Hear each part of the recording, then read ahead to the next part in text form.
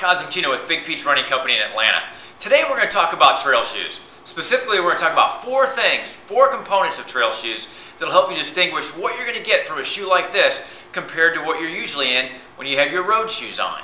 Hopefully this information is not only going to tell you what you need to have as the bare minimum if you decide to purchase a trail shoe, but also whether or not the technology that's put into these shoes is relevant to you based on how frequently you're using a shoe like this or where you might be using a shoe like this.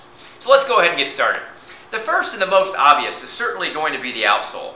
The outsole is the bottom of the shoe, and on a trail shoe, predictably the lugging is going to be much more aggressive, and you'll see that the teeth on the outsole are going to be far more prominent.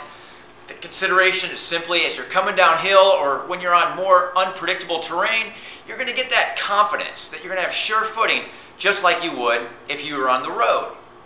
The second consideration is the one that you can't see, but it's equally as important. And it's in the midsole. We talked about the outsole being the bottom of the shoe. Just up from the outsole is this part right here that we refer to as the midsole. And the primary intention of the midsole, whether it's airbags, gel packs, silicone, foam, is to keep the impact from otherwise coming into the body. And that's the case also in a road shoe. But another component that gets added to the midsole on a trail shoe is a sheath that you can't see unless you were to cut the midsole in half. That sheath is going to do two things for you. First and most importantly, it's going to prevent what we would consider stone bruising. You step on a rock in that ball of your foot or maybe towards the heel. And in a road shoe, that would tend to protrude through the midsole so that you'd feel it on your foot. That's not going to be the case in a trail shoe. You'll get that protection.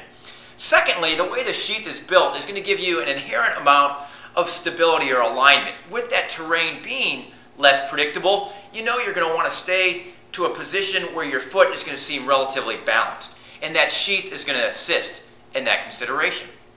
The third thing is on the upper. And the upper of the shoe then predictably is that part on top of the midsole. And in a road shoe, you'll see in most cases an open weave mesh. Going to make the shoe as breathable as it can possibly be. And although you're not sacrificing a lot of breathability in a trail shoe, you'll see that the weave on the upper is sewn much more tightly. And that's simply so that when you're coming through underbrush or low-lying growth, you're not going to feel that dragging sensation of that particular growth trying to pull at your shoe and pull you backwards. That tight weave is going to allow you to move through that kind of terrain very, very seamlessly. The last part, and perhaps the part you'll appreciate the most on certain steps, is the toe kick. The toe kick is the front part of the shoe. And on a road shoe, it's usually sewn together with a synthetic leather or something that's just going to bring that final construction of the upper to that tapered point in the front. However, there's a responsibility in a trail shoe of this part of the shoe to give you some protection in case your foot or your toes meet rocks or roots. And now with a carbon rubber toe kick, you're going to get that protection that you need, again, on a surface that's going to be far less predictable. So again, those are the four components. The outsole being more aggressive. The midsole having a sheath that you can't see, but you know is going to give you an added amount of stability and going to give you some protection against stone bruising. You're going to have a more tightly sewn upper to minimize the dragging sensation in undergrowth. And lastly, you'll get that reinforced toe kick to get some protection that you're not necessarily going to need on the road.